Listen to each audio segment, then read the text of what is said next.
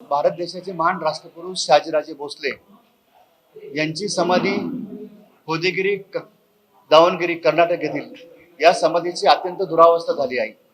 भारत सरकारच्या पुरातत्व विभागाच्या दुर्लक्षामुळे समाधीचा ढासा हा ढासळत चाललेला आहे आणि त्यामुळे ही समाधी जमीनदोस्त होण्याच्या मार्गावरती आहे. या समाधीकडे केंद्र शासनाने दुर्लक्ष केल्यामुळे समाधीवरती कोणत्याही प्रकारचे छत्र नाही, तिथे कोणत्याही प्रकारचा विकास नाही.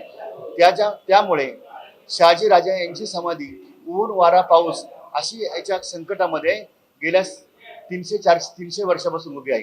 23 जानेवारी 1663 रोजी शहाजीराजे यांचा ज्या ठिकाणी मृत्यू झाला त्या होदेगिरीच्या पवित्र जागी त्यांचे पुत्र छत्रपती शिवाजी महाराज आणि दुसरे पुत्र व्यंकोजीराजे यांनी शहाजीराजे यांची दगडी ढाच्यामध्ये ही सुरेख चिरेबंदी समाधी उभी केली आणि समाधीच्या पूजा अर्चेसाठी जवळपास 50 एकर जाण दिली.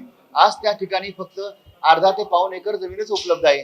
इतर जमीन ताब्यात घेऊन सरकारने या समाधीच्या वरती तातडीने छत्र उभं करावं आणि त्या जागेमध्ये मेमोरियल ट्रस्ट उभं करावं की शहाजीराजे हे राष्ट्राचे महान पुरुष आहे. त्यावेळी उत्तरेमध्ये बादशाह शहाजहान आणि दक्षिणेचा बादशाह शहाजीराजे हे सर्वांनी त्यांच्या समकालीन लेखक जयराम पिंडे यांनी नमूद केलेलं आहे. कवी अनुपुराण शिवभारतामध्ये सुद्धा शहाजीराजे यांच्या विद्वतेचा शौर्याचा उल्लेख आहे. अशा शूरवीर कर्तबगार शहाजीराजे यांच्या समाधीचा जीर्णोद्धार होणे अत्यंत गरजेचं आहे.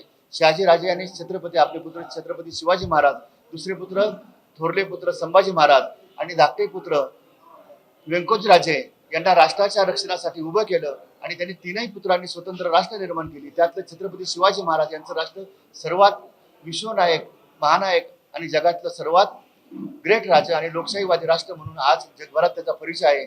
अशा छत्रपती शिवाजी महाराज यांचे महान पिता, महान राष्ट्रपुरुष शहाजीराजे यांच्या समाधीची अवहेलना केंद्र शासनाने थांबवावी. अन्यथा आम्ही मावळा जवान संस्थेच्या मार्फत सर्व छत्रपती शिवरायांच्या मावळ्यांच्या वतीने 1 जानेवारी 2027 पासून दिल्ली येथील जंतर मंतर वरती सत्याग्रह आंदोलन करतोय, शंखनाद आंदोलन करत आहोत.